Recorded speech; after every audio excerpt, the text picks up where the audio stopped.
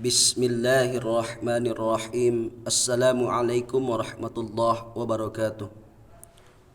Alhamdulillah. Alhamdulillahi rabbil alamin. Wabihi nasta'in ala rasulillahi ajma'in. Allahumma salli ala nuril anwar wa sirril asrari wa tiryaqil aghyari wa miftah ibabil yasar Sayyidina Muhammadinil Mukhtar wa alihil athhar.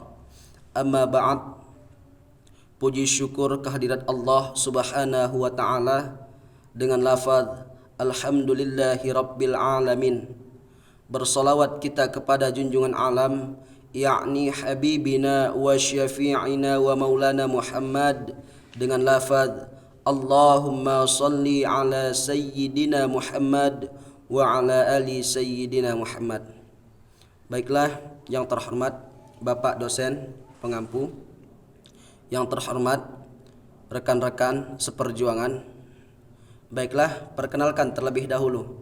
Nama saya Paramalan Harahap, Prodi Hukum Keluarga Lokal D, semester 4, dosen pengampu Fikih Munakahat 2, Bapak Kemas Muhammad Gemilang SHI MH. Di sini saya akan menjawab soal ujian akhir semester. Yang pertama, apakah suami yang nusus itu boleh sang istri tidak melayaninya? Kemudian, bagaimana sikap sang istri ketika ingin menjaga agar perkawinan tersebut tetap utuh? Nah, yang pertama, di sini kita lihat terlebih dahulu jikalau istri yang nusyuz, yaitu di Quran surah An-Nisa ayat 34. Wallati takhafuna nusyuzahunna. Jika seseorang takut akan nusyuz, yang pertama fa'izuhunna, yaitu memberikan nasihat, pengajaran, diajak dulu kepada kebaikan, dinasihati. Jika nasihat ini juga sudah tak mampan, wahjuruhunna fil madaji', maka pisah ranjang. Dari yang dua ini, maka bisa dikategorikan juga kepada perempuan untuk memberikan yang pertama nasihat. Dengan nasihat tadi sang istri memberikan kepada suami tak mampan, kemudian maka diajaklah, yaitu sang istri mempunyai inisiatif, tak mau dia berikan nafkah batin kepada sang suami. Kenapa? Karena untuk memberikan nasihat. Lalu kalau istri melayani sang suami, maka ia mendapat pahala yang double karena ketaatannya kepada sang suami. Nah, kemudian bagaimana sikap istri untuk menghadapi sikap tersebut? Yang pertama, diberikan nasihat-nasihat kepada sang suami, diajak dulu kembali. Nah, maka ketika tadi setelah berhubungan, diajak kompromi terlebih dahulu. Jika itu juga sudah tak mampu untuk menyelesaikan masalah, fa in khiftum shiqaqa bainihima fab'athu hakaman min ahlihi wa hakaman min ahliha. Coba diutus juru damai dari salah satu pihak laki-laki dan pihak perempuan, dipertemukan, dicari dulu titik terangnya bagaimana, gimana kira-kira solusi untuk memberantas ini semua. Apakah mereka masih bisa damai, dipersatukan atau tidak? Itu nanti setelah keputusan dari juru damai dan pihak suami istri. Jikalau memang tak bisa dipersatukan, maka pisahlah. Nah, untuk kebaikan bersama. Nah, kemudian soal yang kedua, apa saja akibat hukum atau konsekuensi suami yang mentalak istri? Kemudian jikalau sang istri meminta khulu'.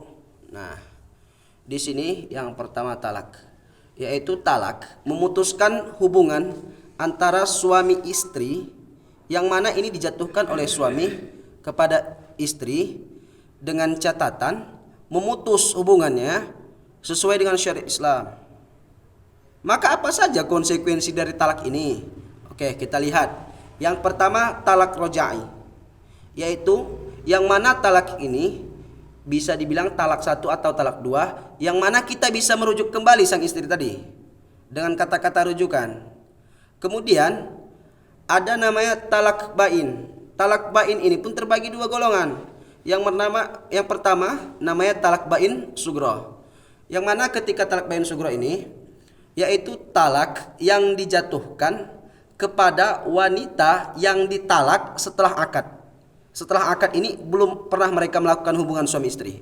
Maka saat itu sang suami mentalak istrinya, "Ku talak engkau." Maka pada saat itu jatuh talaknya, maka putus pernikahannya. Ketika mereka ingin bersatu kembali, maka harus mengulangi akad yang baru. Kemudian talak bain kubro. Yang mana talak bain kubro ini ketika sang suami sudah berkali-kali, maksudnya sampai 3 kali, lebih dari 3 kali menjatuhkan talak kepada istrinya. Maka sang istri ini yang pertama, ia harus menikah dengan laki-laki lain. Kemudian sudah berhubungan badan. Ketiga, setelah berhubungan badan ini ia ditalak oleh sang suami yang pertama. Seterusnya habis masa iddah sang istri. Nah, di situ baru boleh sang suami yang pertama merujuk istrinya kembali. Harus menunggu. Kemudian khulu'. Nah, khulu' itu suatu perkara yang diajukan sang istri kepada pengadilan. Yang mana di sini sang istri harus membayar talak. Nah, kemudian sang istri tadi ketika mereka ingin bersatu kepada sang suami, maka mereka tak bisa bersatu kecuali dengan akad yang baru.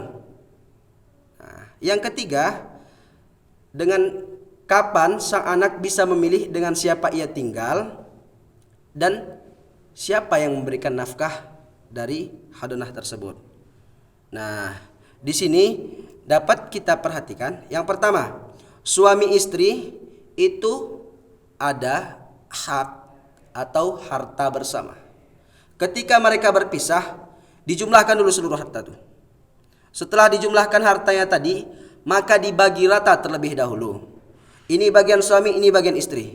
Maka dari harta suami tadi yang berpenghasilannya lebih tinggi daripada istri karena istri di rumah, maka hartanya ini menjadi pertimbangan untuk nafkah sang anak. Nah, jadi bisa disimpulkan bahwasanya nafkah anak hadonah ini masih dari sang ayah. Nah, jika memang ayah tak mampu, nah baru bisa dari ibu. Dengan catatan melalui hukum perdata. Kemudian anak ini bisa memilih dengan siapa ia tinggal, yaitu ketika ia sudah mumayyiz, dapat membedakan yang buruk itu. Nah, mana yang baik, mana yang buruk, maka ia dipilihkan. Mau dengan siapa ia tinggal dan bersama siapa ia tinggal, disitulah baru terletak pemilih seorang anak tadi. Mungkin itu saja yang dapat saya sampaikan. Jika ada kekurangan, saya mohon maaf karena kesalahan itu pribadi dari saya sendiri. Sekian, assalamualaikum warahmatullahi wabarakatuh.